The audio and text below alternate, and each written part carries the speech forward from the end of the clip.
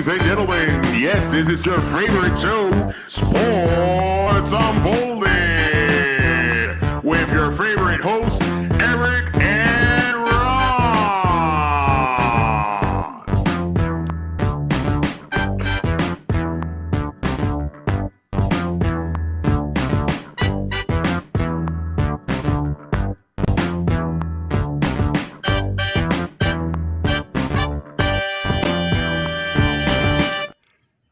Hey, welcome to Sports Unfolded, Season 3, Episode 12, March to opening day. I am already? your host, Eric.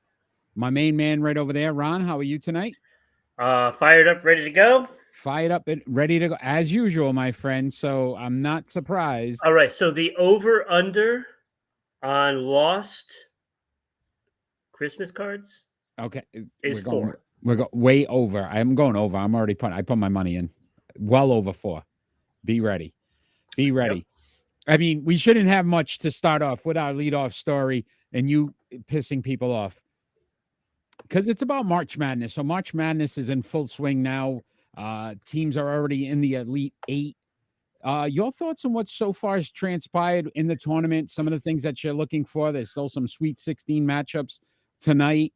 And then we can discuss some of the Elite Eight matchups that are going to happen as well. What are your thoughts so far on how the tournament's turned out? Yeah, well, I mean, it's not really a surprise. Like I knew there would be some upsets, and there are, and there's still a Cinderella in the dance. Princeton, yep, number 15, Um, Princeton still in, and you could but even it's consider number 9, what Florida, Atlanta. yeah, So, yeah. No, it's not really a surprise. First of all, when you're talking upsets, it's going to be more and more common as time goes on. But just because of all the players that leave school early, I mean, most of these guys from the big schools are going to go after 1 year, and they're gonna gauge it on the season that they had. Correct. So when you get somebody that has a big year, and if it's their freshman year, they're gone. They're gone because their stock won't be any higher than what it is right now when you listen, have those top players. yeah, it's an exhibition right now. So for these kids, honestly, you get your name recognized based off of what happens in this tournament.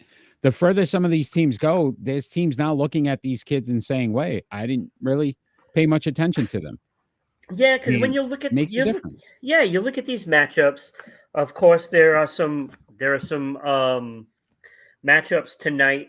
Yeah. So in Still the in the South, Sweet 16. South I is mean, number 1 Alabama versus San Diego State. I mean, you gotta think that Alabama's going to win that. It's only 2 number 1s left. Yeah, yeah. And then what about Creighton versus Princeton? Is there a small piece that wants to see Princeton get into the Elite Eight? There's a possibility that Princeton can take that one. They've already beat better teams than Creighton. So, I mean, when you look at it, if they're not considering themselves a Cinderella, then they're not counting themselves out. It depends on how the coaching gets these Cinderella teams ready. And I think, again, at this point, is there really much to have to try to motivate these kids to say, look, you're a 15 seed right now. You know what I mean? You're 3 hours away from right, being an Elite Eight. and like with these teams like Princeton, if they are individually thinking that they're surprised that they're there, then that's how you get the early exits. But if they're not surprised and they feel as though they should have been higher seed, then you have a team that can be that first, that isn't in the top 10 to go even further and possibly win it. Yeah. I don't see Princeton winning it by no means. It'd but definitely be insane. But it eventually it's going to happen. Eventually somebody out of that top 7 we said, or 8, Eight is going to be a champion. So it's eventually going to happen. What about the Midwest? You got number 1 Houston versus number 5 Miami tonight. Yeah, I think that one's ripe for an upset too. I mean, look, Houston isn't like this powerhouse school, I mean, when was the last time they were number one? Ever? Were they It's been a ever? while. It's been a while. So, I mean, Miami has always been one of those teams that have been, you know, for the most part, decent. And that's a team that could surprise a team like Houston because they don't know what it's like to be there. And so that's a potential upset, but it isn't like Miami is a school that, has no business being there. So, so that's a game that's probably going to be a pretty good game. Yeah. And then last night we had the benefit of UCLA Gonzaga, the 2-3 matchup. Tonight, I expect this matchup just to be as fierce. Texas, number 2 versus number 3, Xavier. I think that's Yeah, going to it's be a a great very match. great matchup. I think that's going to be one of those close games that we've seen a lot of late second heroics in this tournament. We've seen some Yeah. teams that honestly look like they had it in the bag and ended up losing, or vice versa. So I'm really excited about that. Some of these Elite Eight matchups already. Think about this matchup in the West: number 3 Gonzaga versus number 4 UConn. Yeah, that's a game I think everybody has circled on their calendars to not miss that one. Yeah, Hurley's done a great job coming over from URI. I mean, obviously the Rhode Island roots with Rhode Island Broadcasting and where we are locally. I'm in Connecticut now, so the UConn fever and what that means. So if you look at just the matchup alone of what Gonzaga's been able to do for so many years now and being so consistent. What is it, 8 years in a row in the Sweet 16? It's something insane. Like, he's just done such a phenomenal job with Gonzaga. Let's see if UConn now has built that program now to go to the next step and be in the Final Four again. Yeah. Because there was a lot of questions about this program. And then in the East, you got number 3 Kansas State versus number 9 Florida Atlantic. Obviously, Florida Atlantic, that another Cinderella team.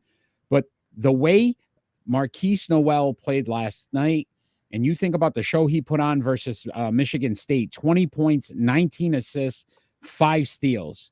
Yeah, I mean, this kid, he's on the map now. Probably one of the best games we've seen from a particular player in some years now. I mean, when you're getting almost, 220s in those spots. Yeah, that's incredible. Assists. And then the 5 steals. Yeah. I mean, 5 steals is impressive too. So, Kenny already saying thank you for joining, Kenny. No, UConn, nope. He's out on UConn. Wow. Yeah, I don't know. And he lives in Connecticut. He might want to make sure that he's protecting himself. Look over your shoulder now, Kenny, because there's probably going to be some UConn fans looking for you. Yeah, I mean, look, UConn is like, these are 2 schools that are going to put on a show, I'm sure. I particularly like Gonzaga in this. But I wouldn't be surprised if UConn wins this. Like, they're close. They're well coached. They're well coached. The coaching matters. You see it. So I'm going to ask you this question, Ron, before we move on, because they're not in our predictions. Number 9 Florida Atlantic or number 15 Princeton? Which team are you going to say has the better odds of being in the Final Four? It's a tough call. Yeah, I don't think either of them are going to be there. Whoa! Wow, look at that. That is going out on a limb. But I would say Princeton. Princeton, right? I listen. Nobody expected what they're doing. So let's see. A couple of other quick notes. Rick Pitino hired as St. John's head coach. Thoughts on that? I mean, does he still have it? What amazes me is if you think about what happened in Louisville and in that whole situation in controversy that surrounded him in that program. Personally, I wouldn't have hired him. Yeah, he kept going to small schools, and because Iona played well and did pretty well, here we go again. One that hurt a little bit. All my friends in Providence, Rhode Island there, Ed Cooley going to Georgetown. That one stings a little bit. Yeah. Like, if he went to a different school, I think it might not have, but Georgetown, that Providence, the Friars, that rivalry and what that's meant for so many years. It's just a tough loss. He's built the Friars into a great program. And I mean, it's obviously it's a great opportunity to go to a bigger school, but Georgetown has not been good for many years now, many years. Yeah, Larry Bird's not walking through that door. Yes, look, I have a different opinion. If he was that good, he would have put really Providence in position to be in these tournaments, and he hasn't. So they were in the tournament. They lost. They were in the tournament last year as well. Yeah, but if they're only like once every few years, I mean, that's nothing. Like, if you're going to build up a program, you're going to build up a program to be. I'm pretty sure the 3 out of the last 4 he's been in. I'm almost positive. I don't know. I'm almost positive. But again, we move on. We're going to talk some NFL. Larry Bird is not walking through those doors. So Kenny is correct. Rick Pitino. I'm not seeing all the chat. So now you got what I had the other time. Yeah. We're going to talk. Post them up. We're going to talk some NFL, and we're going to talk about the best fit for Ezekiel Elliott. Faceless, thanks for joining. So he's he's basically come out and said that these are the 3 teams that he's willing to play for: Eagles, Jets, and Bengals. And we're going to debate it a little bit, which team we feel it's the best fit. I kind of put them in an order. So I don't know if you did that or if you just want to talk about who you feel is the best fit, and then I can go through mine. Whatever makes you happy. That's all. Whatever makes you happy. I'm here to please you, Ron, and our Sports Unfolded fans. I will say this. I'll start us off. These are obviously the 3 teams. All could be very competitive this season. They're all potential Super Bowl teams based on especially the Jets, if Aaron Rodgers goes there. But what I will say is this: if it was me, I'm going to the Eagles, and that's my first choice. They were 5th in rushing last season. They lost Miles Sanders, which means I'm going to get some touches. They are pretty much a run-first based offense. Yeah. I'm going to get some touches. Yeah. I'm a little concerned with the other 2 teams. How much will I get based off of where they finished? But my second choice would be the Bengals. Joe Mixon, not a true number 1 back. In my eyes, look, he does a little bit of everything, but they were 29th in rushing last season. There were only 3 teams worse than them. And that offensive line has been a problem for Cincinnati. So now you're running behind a poorer line, but then you got to look at the Joe Burrow factor. He's a proven winner, could possibly get them to a Super Bowl again if that's where Zeke decides to go. The Jets would be my final pick. So if the other 2 teams said, "Look, we're not interested," I don't have a choice, I go to the Jets. But if I have a choice, Jets would be my least desirable location. 26th in rushing last season, but they get Breece Hall back off the injury, right? So we know he's the featured back. He's going to be the number 1 guy. He's getting the ball more than anybody else. And then with Aaron Rodgers possibly arriving in New York, how much are they going to really run the ball? They're going to want to pass the ball more and become more of a passing offense. They've got 2 solid wide receivers, and Lazard and who's the kid from Ohio State that was there last year, the rookie. But right, so to me that's where Garrett. Right, so now to me they're going to be passing more than they are going to be running the ball. So if I'm Zeke, I'm not going there unless that's my only option. I'm going to the Eagles first and foremost. Yeah, personally, I wouldn't go to either of the other 2. Look, I mean, I think Joe Mixon just had a rough year, and I think it had a little to do with just a slow start, if more than anything. And because Cincinnati's going to pass more. You have Joe Burrow, you have some great receivers there, so they're going to throw the ball more. Yeah, Jamar Chase. So they kind of took Joe Mixon out of the loop early in the season. And if you remember, they struggled early in the season. They weren't very consistent from week to week. So I think the running game had a lot to do with that because they basically shied away from it. I don't think it had anything to do with Joe Mixon. I think Joe Mixon is a fantastic running back. They just didn't use him right at the beginning of the season. And So I think he's still the number one. So therefore, if I'm Ezekiel Elliott, I don't go there. And you mentioned Aaron Rodgers is going to throw the ball in New York, and frankly, I can't go there and waiting to see if Brees Hall stays healthy or not. Because if he stays healthy, he's not going to play. Period. I think the biggest thing is, and we're not obviously in Zeke's head, how much does he want to be a factor in the offense? Does he want to be a focal point, a guy that gets the 20, 25 carries? And if that's the case, the Eagles make the most sense because they're going to feed him the ball. And and they're going to play Dallas twice a year. Yeah, right. He's going to want to shine. Exactly. You think about the motivation for him. Yeah. All right. Okay. You didn't want me? And that's right. So now all of a sudden, right, you can make Philadelphia the powerhouse in the division. You can possibly beat the Cowboys twice a year. The last thing you want to do is put a talented guy and have a chip on his shoulder. That's the last thing you want to do. And if he's going to play in your division, that is the furthest thing you ever want to do. And this is what's going to happen. He's going to do that just for spite. Yeah, and if you think about it, Jerry Jones right now has to be sitting on the edge of his seat and saying, please don't go to Philly. Yeah. And I know there's a lot of Dallas Cowboy fans out there, and I've heard it, that they're glad he's gone. Realistically, though, he was third all time in your, you know what I mean, in that wheelhouse. And you guys had the fortune of having phenomenal backs through that franchise.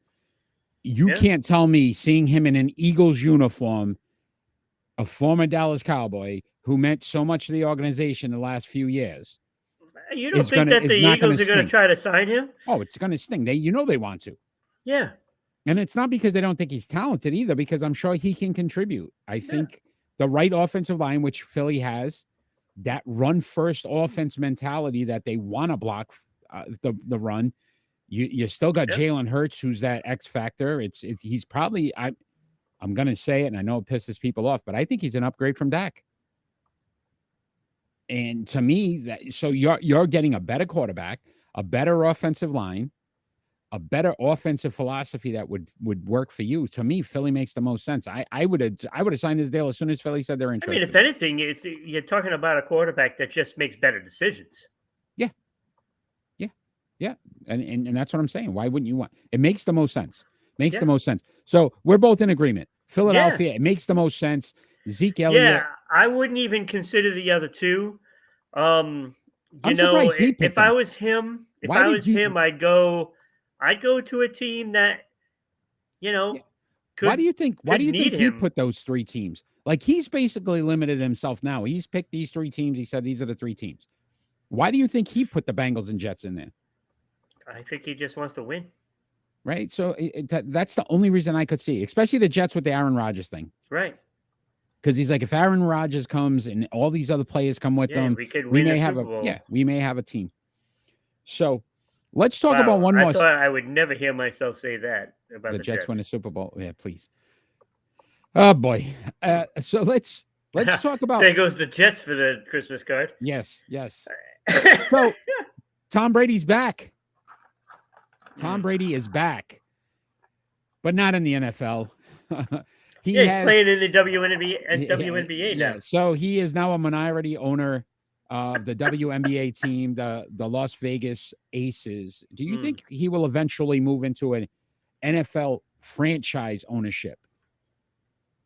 Well, we had said this on one of the shows. We did, but do you think this is the first step towards that? So this is my mentality and thinking with this whole process. Tom Brady was supposed to be a commentator next season, correct? Mm-hmm. And what did he say? I'm going to take a year off. I'm going to practice my skills to make sure that when I do it correctly. I feel like this is the same thing. Let me get a piece of an ownership team, see how I do, see some of the struggles I may have. How can I be better before I go in and buy the Miami Dolphins or, you know what I mean, a team, and say, I don't want to fail. I want to be successful at everything I do. Yeah. No, I think this is a trial run, to be honest with you. It's pretty clear that he doesn't want to coach. No, yeah, I don't think he could do it. I really don't think he could. So, then we're talking general manager, owner, and this is where he's at right now. Like, you could see him paying attention to, what the duties of a general manager is.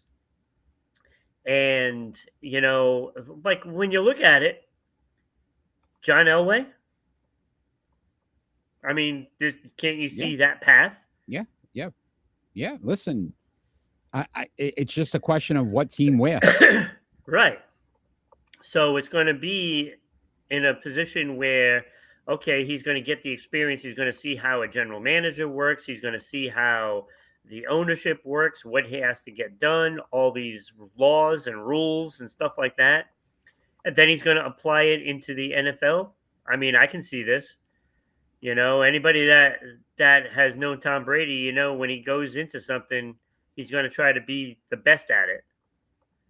Yeah, and that's what we said, right? It's funny that we're both on the same page right now on both topics. Yeah, I mean, which is kind of crazy because that never happens on our show. But hey, when we're talking greatest athletes of all time, he's in that upper echelon of athletes, and he gets compared to Michael Jordan all the time, right? Yeah. So, can he be better than Michael Jordan? Yeah. So I looked at it this way. I went back and I looked at some players that actually owned teams or have ownership in teams. Jordan, and he's pretty much about to sell. It failed miserably. Yeah. But it was his own sport. Right. Wayne Gretzky. Yep. Phoenix Coyotes did not go well. Nope. Basically, that's another guy that's in those four, the Mount Rushmore. So think about it, right? The greatest of all time at your sport, trying to do it again in a different role in your sport will not have the same success. I think that's what Tom's mindset may be, is like, does he want to stay away from the NFL because look at these guys? But then you got some success, like Magic crossed over the Dodgers. They've been pretty successful. I know you're going to hate this one. Here comes one less Christmas. But LeBron in the Boston Red Sox, he's got some ownership in that. So again, if you're looking yet another reason why I shouldn't be a Red Sox fan. Yeah. Go San Diego. And then you got, I didn't know this, Shaq has ownership in the Sacramento Kings. Yeah. Right. And this year they're performing really well. But so it can work, but it seems like if you were the be all, and we're going to say Michael Jordan, probably the greatest basketball player of all time. I know we're going to argue about it. People are going to argue. Wayne Gretzky. I'm not arguing it. Yeah. Wayne Gretzky is definitely the best hockey player ever to put on skates. Yeah. Tom Brady, probably the greatest quarterback to ever put on a helmet. Yeah. Can he do it? I don't know. I don't think they're as successful in their own sport because their mentality is it was easy for them in the sport. Ownership, you got to have the players that are going to want to play just as hard as you did and were just as motivated as you were. Right. And you also have to have something else, Eric. You have to have patience, and you have to know when to stand back and let people do their jobs. And that's not easy because when you look square at the Dallas Cowboys, half of their demise is because of Jerry Jones. Yeah. Oh, not half. I'd say 95%. Well, I mean, that's the reason. He talks over the coach. He's the one doing the press conferences after games and doing that stuff. And that's what happens. Chakra, thanks for joining. Ron has no face sweater anymore. Yes, Chakra said, I guess winter's officially over. Ron has no face sweater anymore. So, yes, winter is over. Yeah, but it doesn't take It is long. spring. It is spring. Some days it's not so comfortable here on the East Coast. And I can't see the chat, so I apologize. And I can't put up, normally I would put up all the comments, but I cannot do it for some reason. It's not coming up. And I have no idea why. But so what do you think, and we'll move on to the next topic, but what would look like success for Tom Brady in this ownership piece to you? Well, I mean, he's going to play a smaller role. But what it does do, it puts fans in those seats because Tom Brady's name is attached to it. And think about the city he's in. Do you think Jimmy Garoppolo's looking over, saying he's got to be in Vegas? Yeah. So what happened? Jimmy G gets hurt. It's like where we're building across the way. Tom Brady can, he can just come in and fill in. You sign Tom Brady last minute. Josh gives him a call like, "Hey, Tom, you want to run it back for a little bit?" Yeah, right. So Jimmy G got hurt again. We need a quarterback for the rest of the way. Yeah. You remember when everybody was telling you Jimmy G was better than you? Let's prove them wrong, Tom. There's a little motivation for him. We may see Tom Brady in a Raiders uniform before the season's over. Ron, it is triple play time. Grounded to third. There's one. There's two. There it is. It's a triple play. It is triple play time. This one was very difficult for me. What was difficult? What the Sox game I watched yesterday. Oh, boy. How's the pitch clock, though? The pitch clock is much better. But like it doesn't matter. The games can still last long when they're giving up home runs all over the place. So these three players led the league in points per game in 2011, which is 12 years ago, episode 12. Kevin Durant, Kobe Bryant, and LeBron James. We are going to decide who we start, who we bench, and who we cut. Really? And I went in a direction I never thought I would go in this. So I started cutting off all tonight, of them? And no, but I don't even know if I could say it. We may have to just end the show right now because I don't know if I could say it. But I am starting LeBron James. And I'm starting LeBron James because he offers a little more. 27.2 points per game in his career, 7.5 rebounds, 7.3 assists. He's the best shooter out of the three of these at 50.5% field goals. Not as good at the 3-point as Kevin Durant, 34.4, but 18-time All-NBA, 19-time All-Star, 4-time champ. So he has some championship experience as well. 18 All-NBAs. I am benching Kevin Durant. And I'm benching Kevin Durant because, again, of that shooting percentage. Kevin Durant shoots 49.9% for his career, 38.4% from threes. He has been a 10-time All-NBA, 13-time All-Star, 2 championships. Even though Kobe Bryant has won 5 championships, I'm cutting Kobe Bryant because of that shooting percentage. He shot 44.7% for his career, 32.9% from 3. I love Kobe. I think Kobe was, I still put him in the top 5 all time. But he shot, we're not going to argue it. But what I will say is this, he took a lot of shots. And I'm going to say they weren't all quality shots because you shoot 44% for your career. That's not very good. So I went LeBron because of the 50% in the longevity. Plus, he gives you a little more when it comes to the assist rebounds factor. So I start LeBron, I bench Kevin Durant, and I cut Kobe Bryant. Okay, so here's the way I looked at it. It had to be LeBron James starting because he is one of the top 6 players of all time. Where am I right now? Okay. And obviously, right, he's number 1 scorer all time.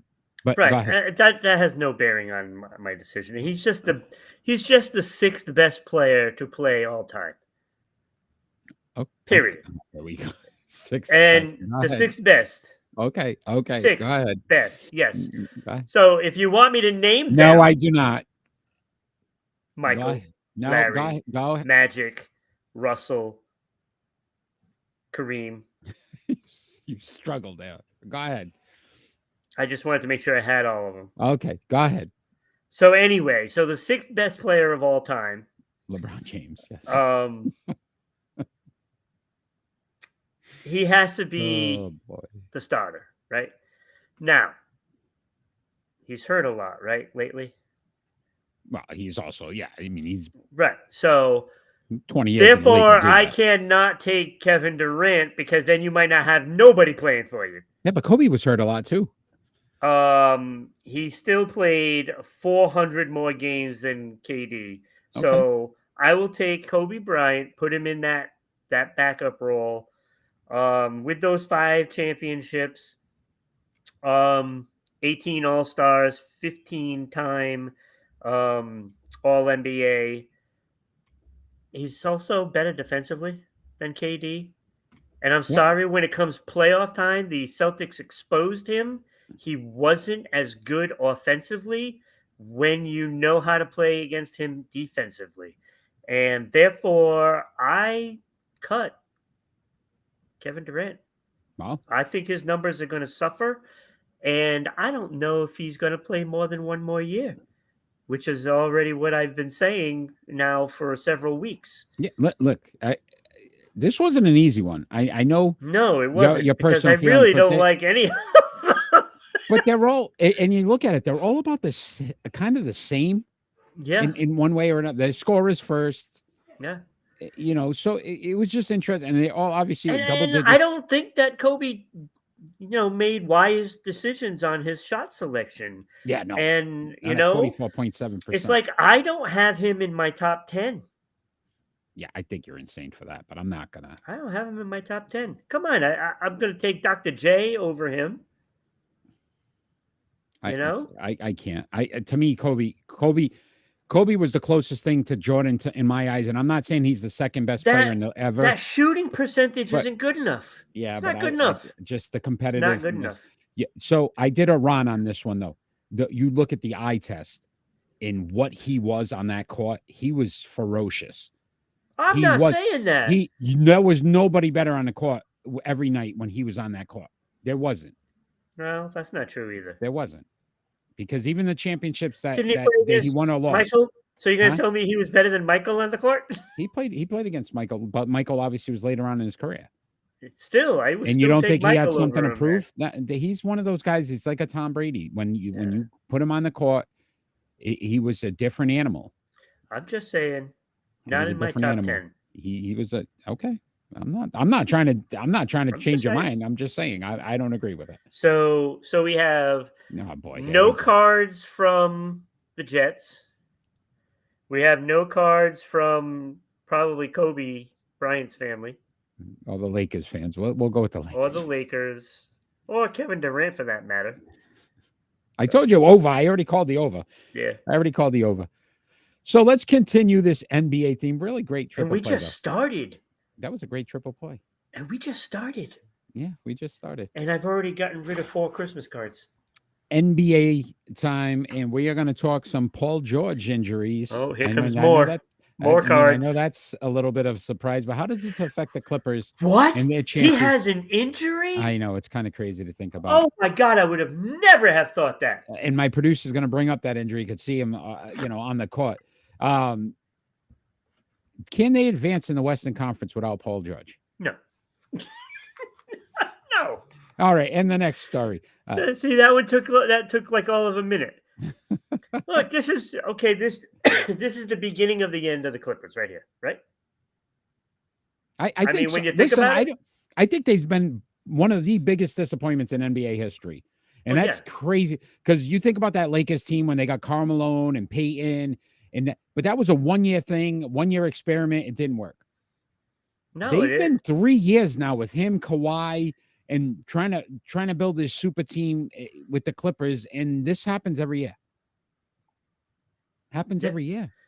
No, it does. And now watch when the Clippers. Oh wait, I shouldn't say it because that's my future. No, never mind. I'll wait. Okay, I will say this: it's the same knee that 2014 that horrific knee injury in the USA basketball. I think it was an exhibition where the bones came out of the knee. But he's had they say 2 to 3 surgeries, weeks, but I think it's going to be more than that. But that's to be reevaluated. So you're talking about he's missing the rest of the regular season. Yep. Then you got to go in and see if he's ready to play playoff basketball. Now you can't just amp him up and say go, right? Yep. He has to take his time.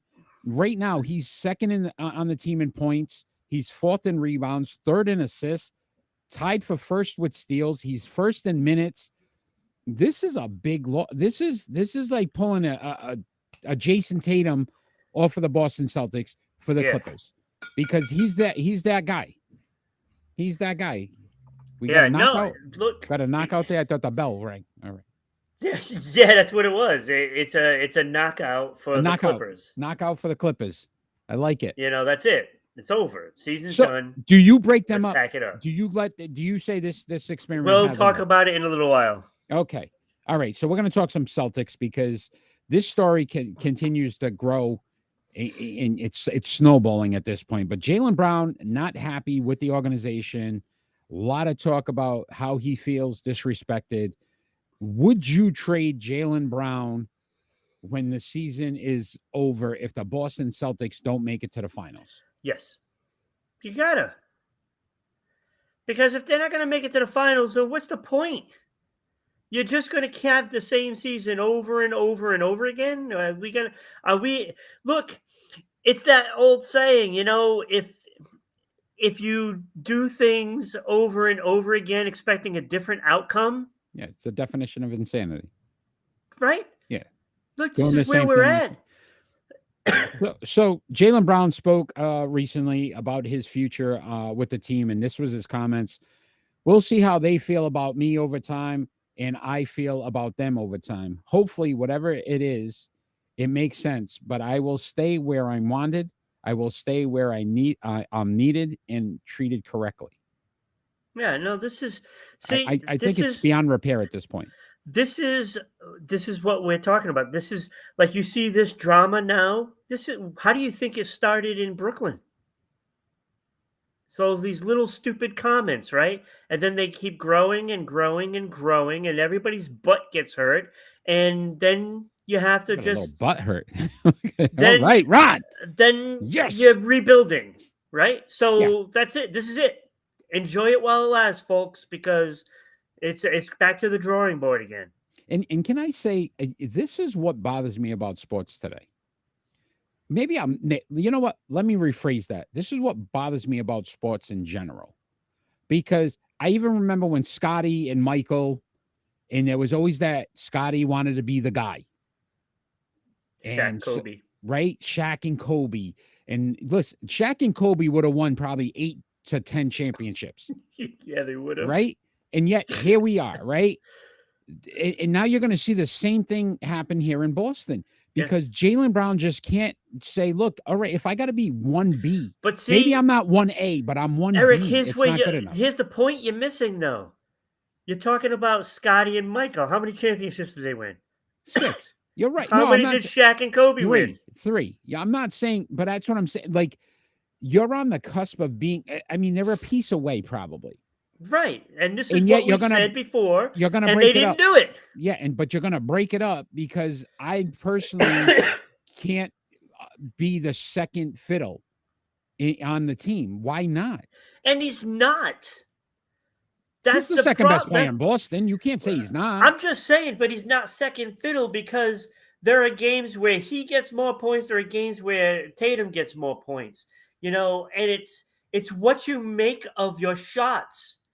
And this has been plaguing this team for a while now. They can't get it together at the same time, in the fourth quarters. These two guys need to coexist in the fourth quarter for the Celtics to do anything, and they're not doing it. Period. It's not happening. Listen, when you want to be the guy and take the shot, it gets very hard, and you're not going to play as hard when you know it's not coming your way. Right. Exactly. And I think this is where we're at with Boston. But what do you get for him? What possibly can Boston get for Jaylen Brown? Is he a true number one on any other team? For the most part, let's say. I mean, obviously, there's some teams. No. See, I think you could build a team around him. Well, like where? In Orlando? Put him on Brooklyn. He's the best player on that team right now. That's because they just got rid of everybody. Right. If he was this is what okay. I'm how about saying. this? De'Aaron Fox, one of the best point guards in the NBA in Sacramento, but you put Jaylen Brown there. That's a possible championship team as well. You think? That's what I'm saying. Like, I think you put him on Houston. Houston doesn't have talent around him. You put him on Orlando. There's not enough talent. But you put him. How about this, Ron? Milwaukee Bucks. They get Jaylen Brown. would they be the best team in the NBA right now with Giannis? Well, I think they might be the best team without him. Yeah, exactly, right? So, and I don't think he would go there. But again, I think that's the point. Like he could be a champion with the right kind of team. Yes, he But can. mentally, I don't know if he could. I don't think he'd want to go to Philly. Does he want to be second fiddle to Embiid? He won't go. He's not going to Denver because he don't want to be second fiddle to Jokic. He wants a team for himself. Yes, but there's a problem with that, Eric. I don't think he can carry a team by himself. He can't do it. It's not him. Minnesota. No. Him Towns. Well, if you're going to keep Rudy him, Gobert. yeah, if you're going to add him to that big cast of characters, but he's what, going to be third guy there? I think he's better than both of them. I'm not so sure. Now they become second fiddle to him, and I think ultimately boosts his ego, and he's the guy. But I agree. I think it's time. I think it's time to let this thing. I would have done it this year. That's what I was saying. I would have done it this year because you're literally ruining the chemistry or any chemistry that's left. It's been destroyed. So I don't know. Yeah, because now how do you think that makes Tatum feel? You know, and Smart and all these guys. Now they're like, well, what's up with that? You know, like you just blasted your teammates, basically. That's what you just did. I mean, you can't do that because now when you go to another team, all those players are going to look at you funny. You know, because, when's he going to stop blasting me now? Yeah, and I think Butthurt's going to come out a lot today, I guess. But when you look at business-wise, you're going to make phone calls about all your players. I am going to guarantee that there's been Jason Tatum talks at some point somewhere. Okay, so let's hit the nail on the head here. If Wayne Gretzky can get traded, then who the hell are you? Right? So let's not even go there. And Wayne Gretzky got traded in his prime. It wasn't like Wayne Gretzky got traded and he wasn't very good. He was still he was the best player in hockey at the time he got traded from Edmonton. Yeah.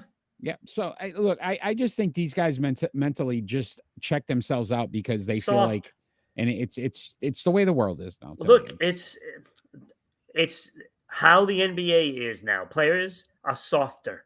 And I don't care what anybody tells me. They're softer. You know what I wanted to go back to real quick, and I'm glad you brought that point up, Ron, because this was the thing with the Paul George thing that probably pissed me off more than anything else.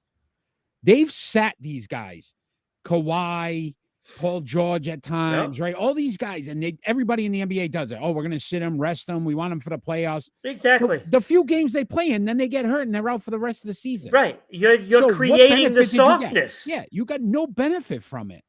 Look, it literally hurts you. Okay, so let's take another step. I'm using hocky as the thing. You can't count hockey. They're tougher than anything. Guy has a stroke. I'm saying it's like the Bruins. All the talk is, they're going to rest Bergeron. They're going to rest this guy.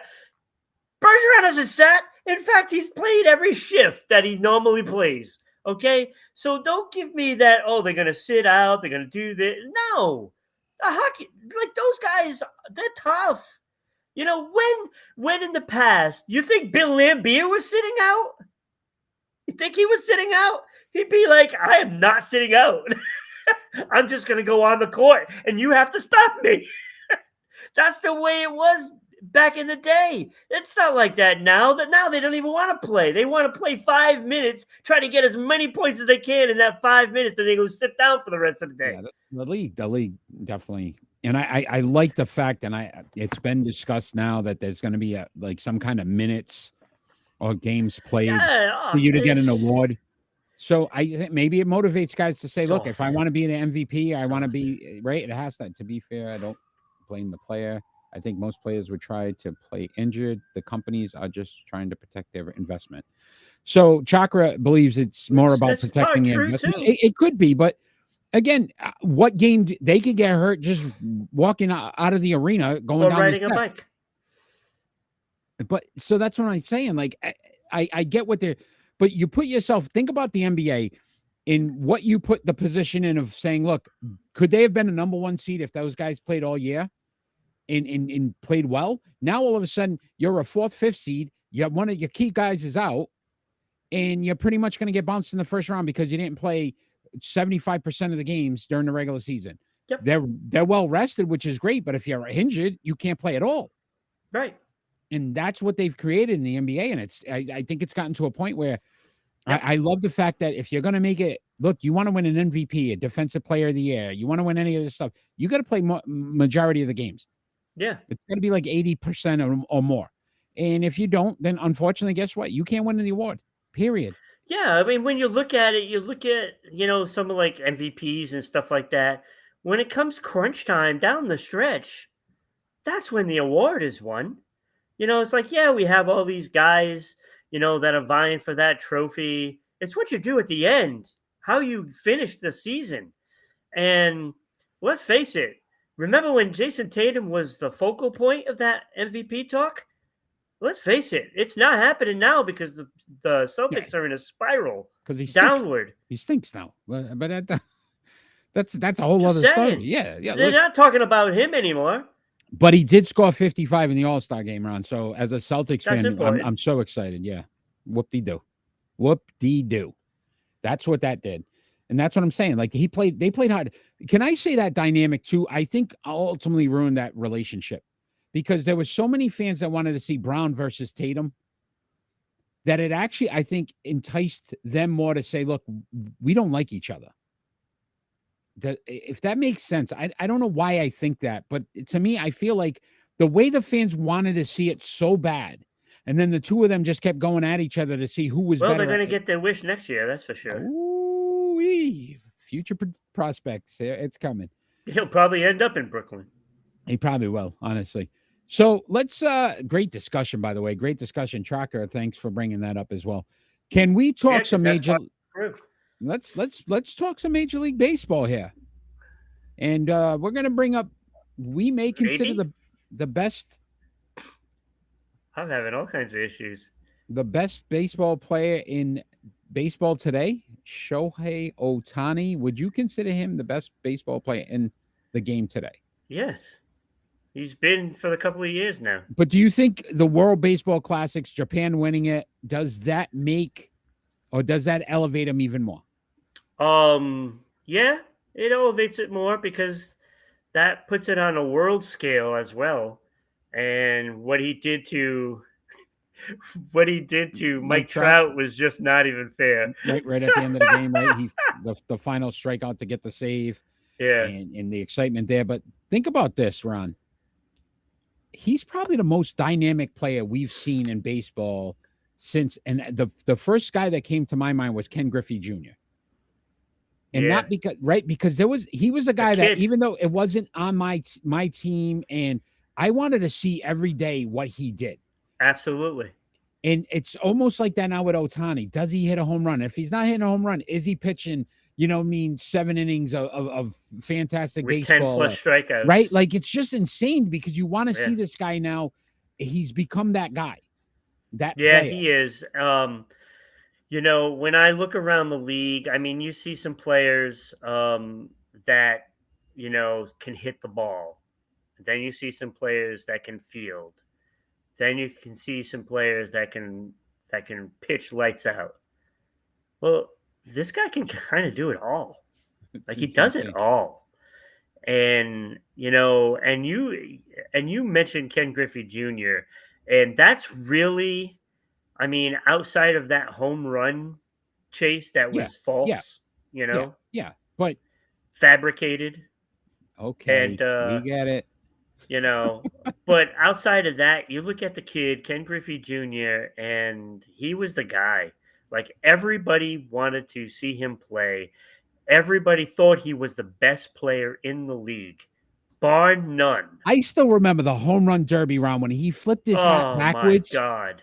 And Bo was another guy, right? Like, the dynamic of football. Yep. Great point, Chakra. Bo Jackson. Chakra's got some great... I wish I could put the comments up there. So Chakra, right? Bo knows baseball, right? Bo knows football too. And unfortunately, because of football, that injury, we never got to get the full experience of Bo, right? And that was another guy like you wanted to see. Deion Sanders with the playing baseball and football, and obviously we're getting that now with Ohtani. Like Ohtani, Yeah. even though it's just one sport, he's playing both sides of the field now. Like you get to see him pitch, you get to see him hit. He's winning the it's World Baseball phenomenal. Classic, right? It's just what a great player. Yeah, no, and it's players like this come around once in a lifetime, right? You're looking back. Yeah, I shouldn't say lifetime. I say generation. Um, you got like a 30-year period of generational baseball. You go back to the 90s for Griffey, right? You go back another 30 years, you have like Hank Aaron, Willie Mays, back further and further. This is what you get, every so often. And yes, we love watching Aaron Judge hit home runs, but this is more than that. I Like agree. this is I'm the Yankees. this is just a little more, right? I mean, like, it's like everybody's paying attention to everything he does. When he's just walking to the mound or walking to the batter's box, everybody is watching him. Nobody gives a crap about anybody else on that field at that moment. Nobody else. Ron, listen to some of these numbers in the World Baseball Classic. In 23 plate appearances, he batted .435, 10 hits, 9 runs scored, 4 doubles, 1 home run, 8 RBIs, 10 walks. Yeah. It's pretty good. But then we got to throw in 3 appearances as a pitcher. He was 2-0 in 9.2 innings, a 1.86 ERA with 11 strikeouts, no home runs given, and the save to clinch the championship against Mike Trout. I mean, can the man do what else can he do? I think he may be actually in the stands actually selling concessions and during the in between innings. Let's put this in perspective. Do you remember when Kurt Schilling had the bloody sock and that World Series? Yep. Look, let's put this in perspective. So it was like taking Kurt Schilling that year, being a starter, then closing, and combining him with David Ortiz that same playoff run. Putting them together. That's the numbers that you just gave right there. That's the numbers. Have you ever you play some video games, Ron? Have you ever played a video game and you're trying to build your guy up so that like he could do like everything? Yeah. That's what they did. Yeah. That's what we have. We have a guy he's now the perfect baseball player right now. Like he could pitch, he can hit, he can do it all. And I'm like, I just don't know if I truly believe if you throw him anywhere in the field, he'd excel at that too. Yeah, I listen. I don't think there's going to be another player, to your point, for the next 10 to 15 years that touches this kid. And the biggest thing, I cannot wait for the off season. That when if he's he a free doesn't agent. sign, how much money do you pay him? Is he not? He could be the first $1 billion player. He's going to get. He's going to look. Somebody's going to hand him a check, and it's blank. Billion. Fill it out, Shohei. first $1 billion player. 10 years, $1 billion, $100 million a year or something. It's going to be something outrageous. I think you could be right. Let's talk about another player. Got injured in the World Baseball Classic. This is another big injury. We know about the Diaz situation we talked about last week. Now, Jose Altuve, with the thumb, he's going to miss the first 2 months of the season. How do the Astros overcome this for the first few months? You know what's sad? I still think they'll finish first. I still think they'll finish first. I do have to say, who's going to do like Seattle? Yeah, baseball's so long. Seattle's a talented team, though. It is. So don't sleep on the Mariners. I'm not, but I'm just saying. I think, look, at the end of the day, though, you got to also remember you're defending champions, and we know sometimes you get that hangover, and it takes some time. Now, having your clubhouse leader out, the guy that's supposedly going to replace him, David Hensley, he only had 29 at-bats last season. Yeah. He's scheduled to start for them at second. That's a big downgrade. Yeah, look, they still have a great lineup. I mean, they still have some solid bats in that lineup. And if they get the pitching, they're still going to be able to win those games. If they can stay within 5 of the lead, if they, like, say Seattle is in the lead, if they're within 5 by the time he comes back, Houston could take that division. Okay. All right. We'll have to check it out in our MLB preview show. I mean, Coming up. unless the Angels surround Shohei with some other pitchers. Maybe that strikeout motivates Mike Trout and he goes straight on. Or do they become the Jaylen Brown, Jason Tatum They dynamic? could. That could be it. That could be it too. So, again, great play, but here we go again with that injury we talked about. If during the regular season coming up, I don't know. I still would have been upset if I'm the Houston Astros. But we move on because it's future prospect time, my friend. Sports Unfolded. Future Prospect. So the way this segment works is basically we're going to make two bold statements that we are going to say is going to happen in the future. We are predicting what happens in the future. It can be about any sport. Eric will just recycle every one of them. I didn't this week. I don't think I did. So I will say my first one. So there's been a quarterback that's been working out a little bit. And I think there's going to be a comeback. Cam Newton is going to sign with the Baltimore Ravens. And not only sign with the Baltimore Ravens, the Ravens will make the playoffs. He's not starting, though, right? He will start. He will eventually take over Huntley because Lamar Jackson will be gone. Wow. Cam Newton, starting quarterback, Baltimore Ravens, gets him to the playoffs. No. No. I don't actually doubt, that he's going to sign with the Ravens and take over Huntley's job.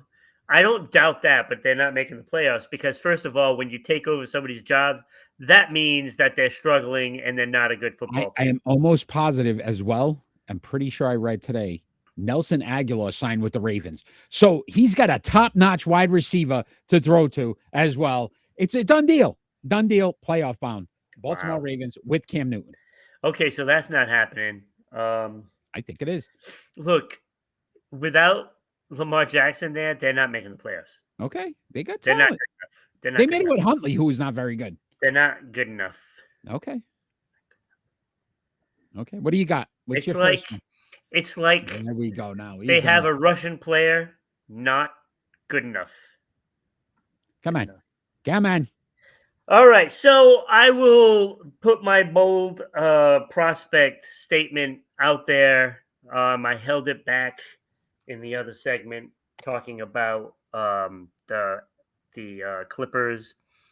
So after they get bounced out in the first round, so they will lose round one of the playoffs.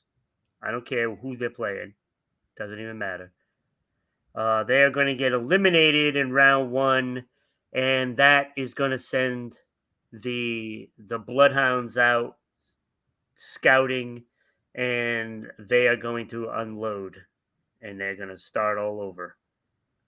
So, Clippers, hope you enjoyed your little kind of run. Charade. The little charade that was the Los Angeles Clippers. You weren't the other team in LA for a little while. They're going to have a nice very little while. They're going to have a nice new arena. So, yeah. So that'll be always a positive. Right. So a nice new arena with no players. So All right. I pretty much agree with you on that one. My second one, Bill Belichick will be fired in 2024 and not be the all-time winningest coach. He will not get the record. It is a done deal.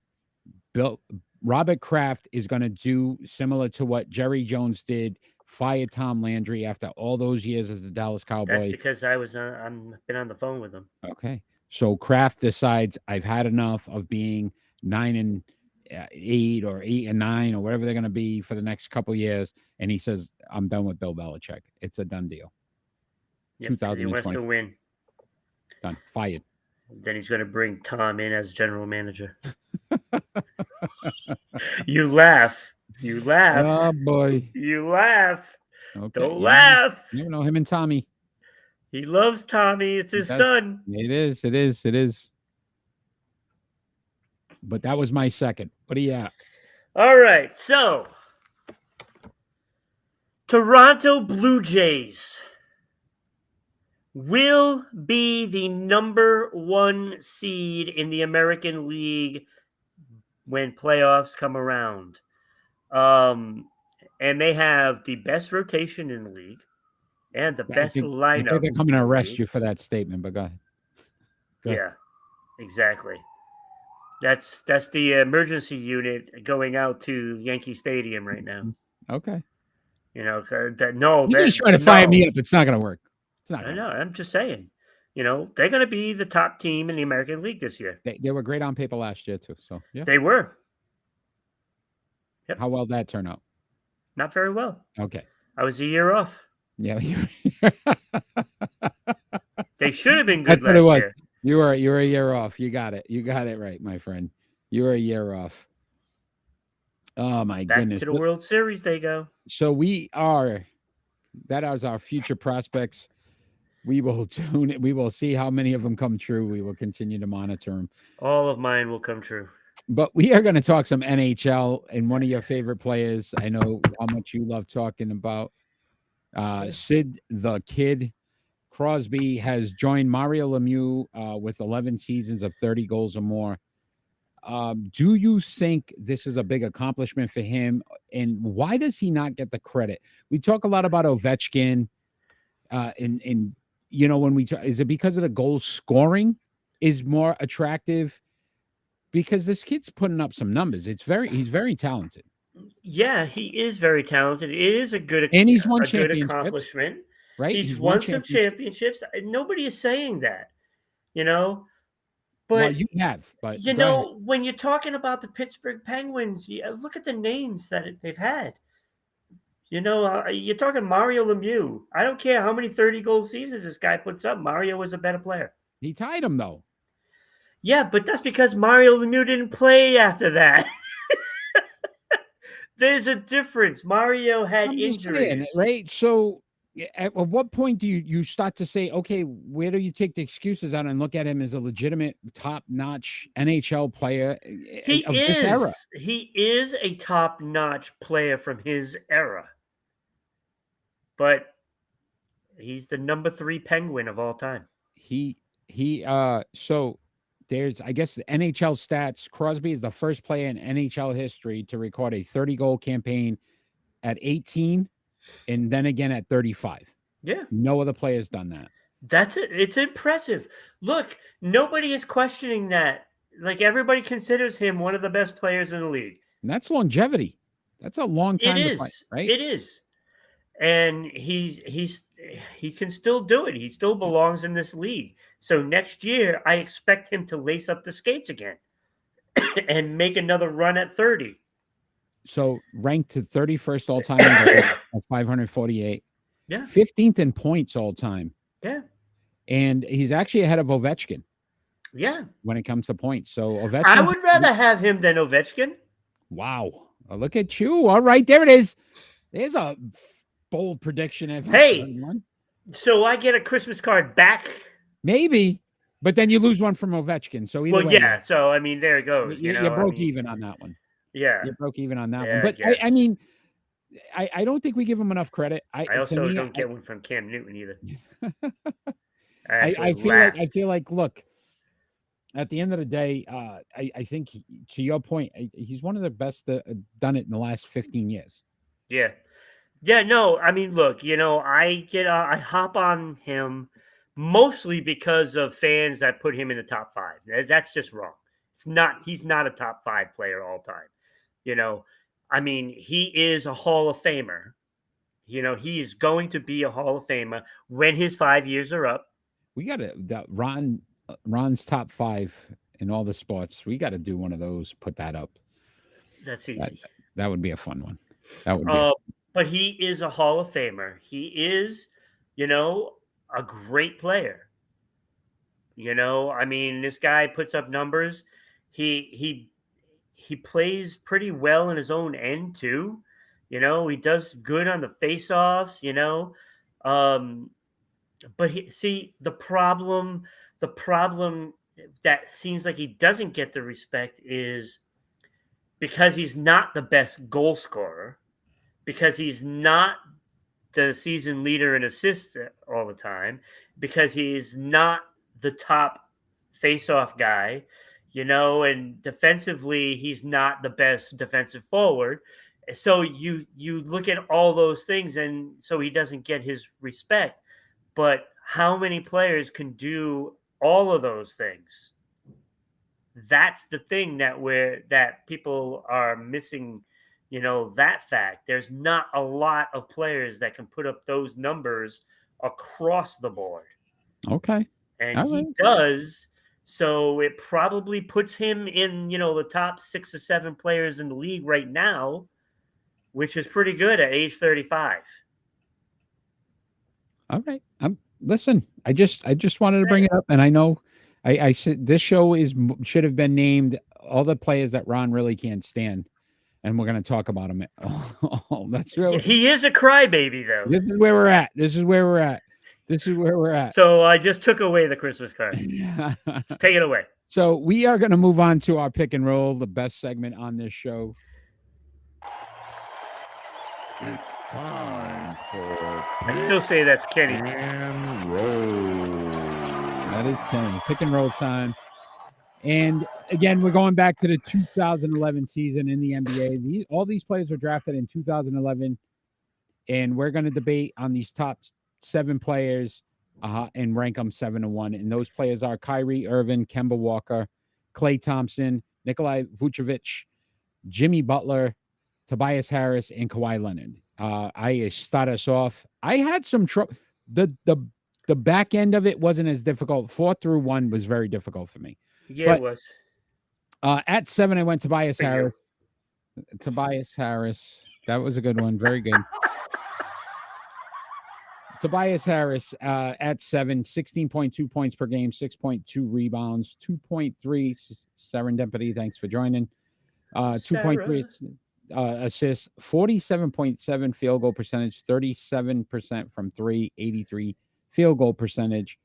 Had no other. He didn't win an All-Star. Hasn't been All-NBA. Hasn't won anything. Shouldn't have been on the list. I did it for a reason. But Nikolai Vucevic comes in at number 6. 17 points a game, 10.5 rebounds. So the only guy on here with a double-double, averages a double-double, but and 2.8 assists. 49.5% from the field, 34.8 from 3, 76.2 free throw, not very good. Only been in 2 All-Star games, so hasn't stood out enough to be ahead of some of these guys. Good. At 5, I went Kemba Walker. 19.3 points per game, 3.8 rebounds, 5.3 assists, an absolutely atrocious field goal percentage at 41.8%, 36 from 3. He almost shoots threes better than he does just overall. 84% from the free throw line. 4 All-Stars, 1 All-NBA. So I gave him a notch because of the All-NBA. That's why he's ahead of those other 2 guys, because at least he was considered the best player at one point at his position. Once. At least one season. Yeah. At 4, this is where it starts to get really tricky for me. But I went Jimmy Butler. 18.1 points per game, 5.4 rebounds, 4.2 assists, 46.6 points field goal percentage, 32.2 from 3, 84.2 and the free throws, 6-time All-Star, 4-time All-NBA, 5-time All-Defensive player, 1-time steals. So he's defensively one of the best currently in the NBA. But I just didn't feel no championship. I kind of held that against him. I did a run on this one a little bit. At 3, I went Kyrie Irving, who had the most points out of all these guys per game. It's 23.4, 3.9 rebounds, 5.7 assists, 47.2% from the field at 39.2 from the three-point line, 88.4 from the free throw line. So he's a very good shooter. 8 All-Stars, 3 All-NBAs. He was the Rookie of the Year this year, so he was considered the best rookie out of this class. And he had his 1 championship. So at 2, I went Klay Thompson.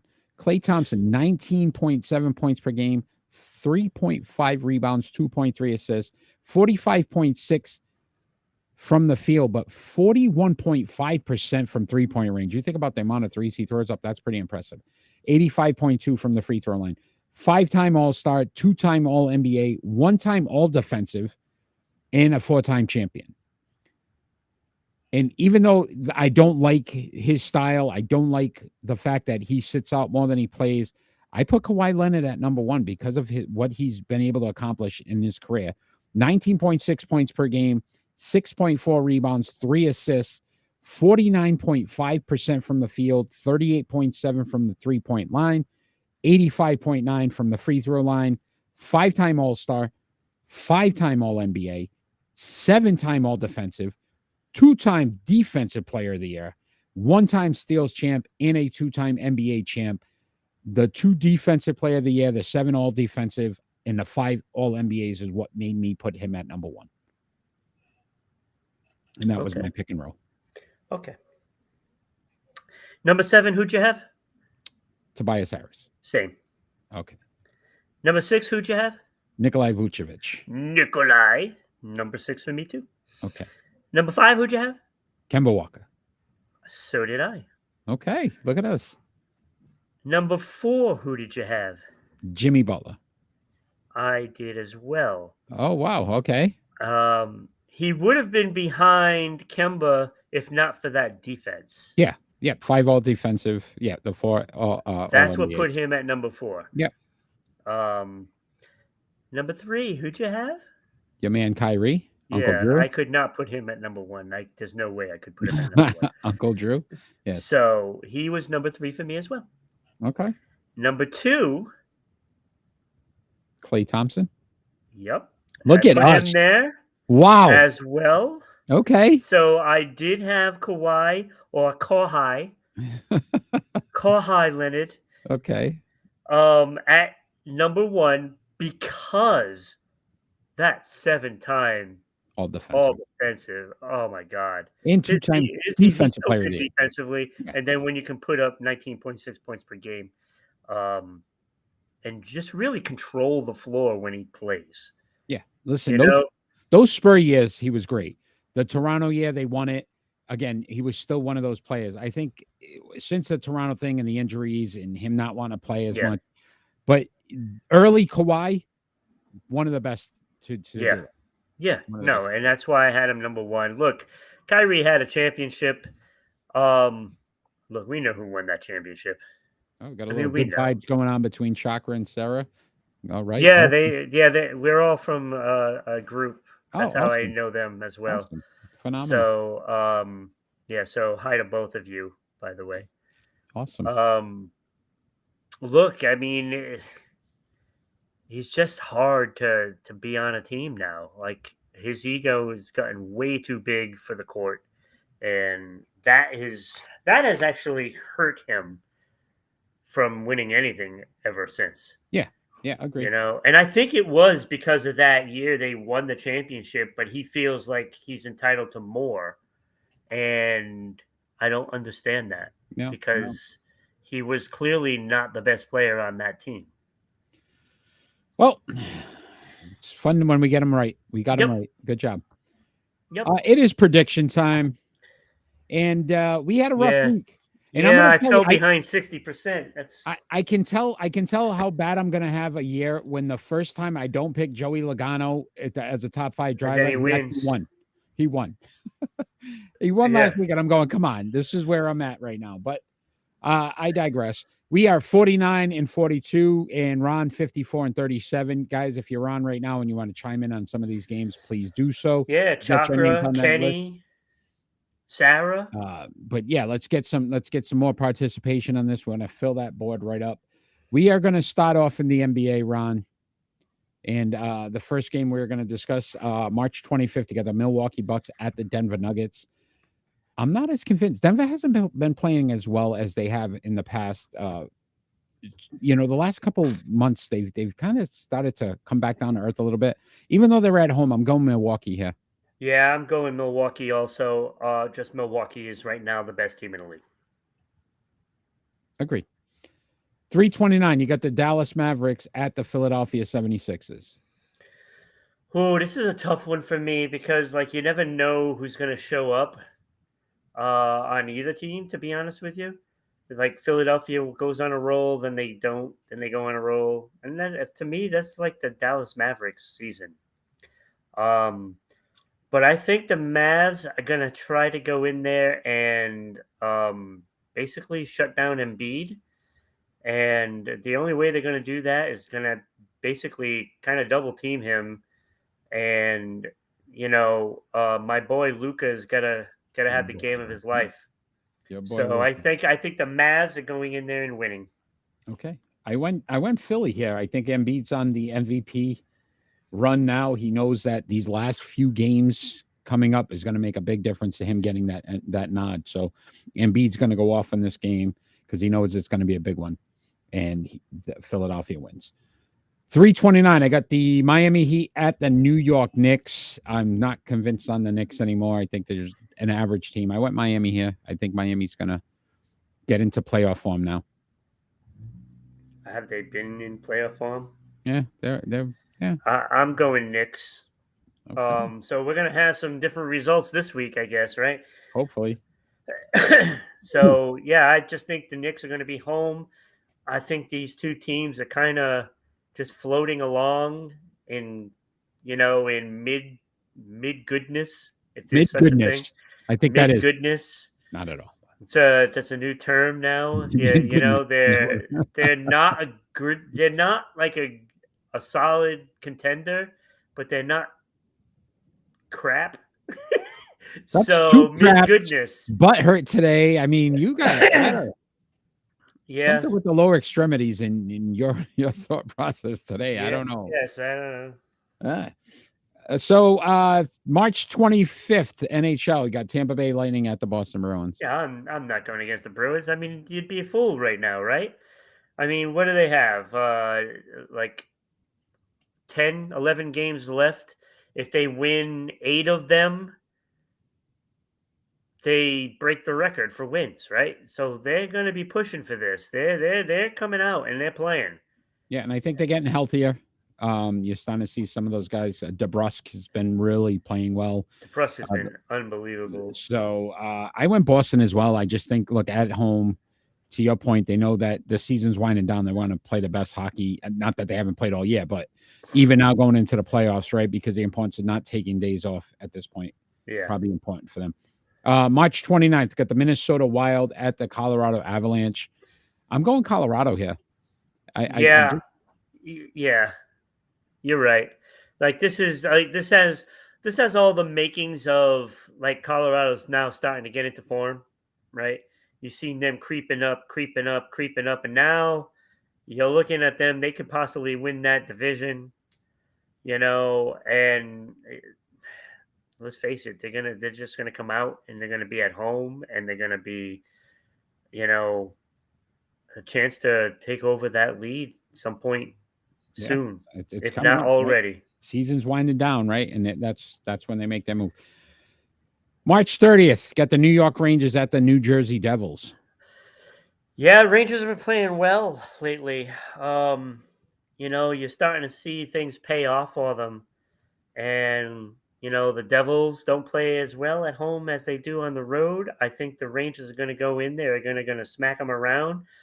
This could be an ugly one, to be honest with you. Okay. I went Rangers as well. And all the points you just brought up, New Jersey doesn't play well at home. And I think that Kane thing's finally starting. They're starting to really come into form with that. Yeah. They should be force. XFL action on March 27th. They got the Houston Roughnecks at the DC Defenders. Defenders, the only team that's still undefeated. Roughnecks, 1 loss. I am going Defenders here. I think they're going to stay undefeated because they're at home. Yeah, they are going to stay undefeated, and Roughnecks made me lose once, so I'm not picking them again. Done with the Roughnecks. March 25th, MLS action. Wait, is it Roughnecks or Rednecks? No, you can't say that. Why can't you? I don't think you can. 325, you got the Real Salt Lake versus St. Louis City Soccer But you might Club. be if your dad walks you to school and he's in the same grade. Real Salt Lake versus St. Louis City Soccer Club. That's Major League Soccer on March 25th. Ron, who do you got? Oh boy. I'm gonna go Salt Lake All because I right. think you're gonna take St. Louis. All right. And I'm going St. Louis. And I will say this, last week we didn't get anything because they tied. Oh, that's right. That's a thing. That is the thing. And then we are finishing off our predictions with another NASCAR race, the Echo Park Automotive Grand Prix. And we need a top 5 driver. I am going Tyler Reddick. Oh, Tyler is he Reddick. related to Pokey? Pokey Reddick. Josh Reddick. I was going with the Boston Red Sox, so Tyler Reddick. Well, Pokey Reddick played for the Red Sox. Oh, did he? All right, there you go. So we got a whole theme going. The Reddicks. JJ Reddick, maybe it could be that too. Speaking of Reddicks, do you know the song Cotton Eye Joe? Cotton Eye Joe, yes. That's the Rednecks, right? Would you stop? No, that's the name of the band. Okay, we got it. We get it. We get it. Who's your driver? My my driver is Kevin Harwick. You know, Didn't you who pick him last probably week? is a fan of that band that sings Cotton Eye Joe. I swear you picked him last week. No, No? I don't know, but that's who I'm picking. All right. All right. So, Ron, before we go into our final thoughts, can you tell all the Like, did we both lose on that race, the race one? Yes. I Yeah. take pride in that. I want to pick the winner. I was ahead in of that. you, and I'm starting to think if as long as our driver, whatever driver fins ahead, because I was 7, you were 10, last week. So before we go into our final thoughts, Ron, can you give the wonderful people out there who are watching and may watch afterwards how they can continue to support our show by sponsoring it? Well, I can try, Eric, if this agrees with me. It's so simple. Look, if you want to sponsor the show, all you have to do is just send us an email at ribroadcasting.media@gmail.com. We can send you out all the information, but really, the only information you need to know that it's so inexpensive that if you go to your local coffee shop and you get a large coffee and a chocolate donut, you're going to spend more on that than you would on sponsoring a show. So just look, I would love to have, those cinnamon roll companies, say, hey, we want to sponsor your pick and roll, that would be awesome, or the future prospects, so if you're like a Computer college and you company, want to, yep, yeah, you can sponsor the future prospects, I like it. so come I on, like it. let's go. We can Sponsor use it the up. sponsors, and Sponsor it don't up. forget to do bits, Donate stars. to do stars, and comment, and share. Share. Without a doubt. Without a doubt. So, Ron, we are winding down our show. As we end every show, we do our final thoughts, and it can be about anything that's going on in the world today. It doesn't necessarily have to be sports related. I am first this week, so I will give you my final thought. And I just wanted to congratulate Lionel Messi scoring his 800th goal, only the second player to do it. Cristiano Ronaldo being the other one. So those two, you think about the fact that we've lived through some of the most dynamic players in every sport is pretty good. But first game since winning the World Cup for Argentina, and he gets to break another record and score his 800 goals. So congratulations. Wanted to give a shout out to my soccer guys, Brian and Manny. They've always continued to make sure I'm paying attention a little bit more to soccer. Yeah, we need to get them back on. So that just a great accomplishment, great career. 35, I believe he is now. So how much longer he's going to play, but what a great career, and just continues to set records. So congratulations, Messi, on that 800th goal. Fantastic, such a great player. Look, my final thought goes out for Cinderella's. And I say Cinderellas because there really are a couple of Cinderellas there. First Princeton, and of course Florida Atlantic. And I'll tell you, they had a great run. And those schools are going to benefit from this in the long run. And that's what I'd like to see. Because I remember when Gonzaga was one of those teams, and look at them now. I believe this is their 8th straight year making at least a Sweet 16. So hopefully one of these schools can do that. I know Princeton is a oh my God, Ivy League school. But I'd like Florida Atlantic to become the next Gonzaga. I really would. I would love to see them beat Kansas State. I would love to see them in the Final Four. That would be awesome. But even if the ball is over and they have to go home, at least they take these memories with them. And all those people that go to those schools should be very proud of those teams. And hopefully we can see them back in there again next year. Yeah, no, great point, man. Especially the recruiting part of it. You thought I was going to ruin the Christmas cards. I really thought you were going to go negative there. But I will say, from a recruiting standpoint, I mean, these coaches that are in some of these schools get such a great opportunity to bring kids in now because they can say, look, I could get you on, the national stage. Right. So great point. Ron, it's been a fun show tonight. It has had a good time. Had a good time tonight. I want to thank everybody that joined us live. Chakra, Sarah and Dempity, Kenny, Faceless, you guys have been awesome. Thank you for all the support every week. You guys are always jumping on here. Everybody that continues to watch us afterwards, just continue to share it. Follow us on our social media platforms. Continue to help us grow. And again, if you'd love to sponsor the show, we just want to get some sponsors on this show so we can continue to do amazing things for Sports Unfolded. Rhode Island Broadcasting continues to grow, over 10,000 followers. So you make sure, you're going to have eyes on your business consistently with the great things that they're doing over there. But Ron, I will see you next Friday. I cannot wait. We'll have maybe some national championship picks and predictions as well, and so much more. So stay tuned next week. And all we ever ask for every single week is peace on earth. Have a great night, everybody.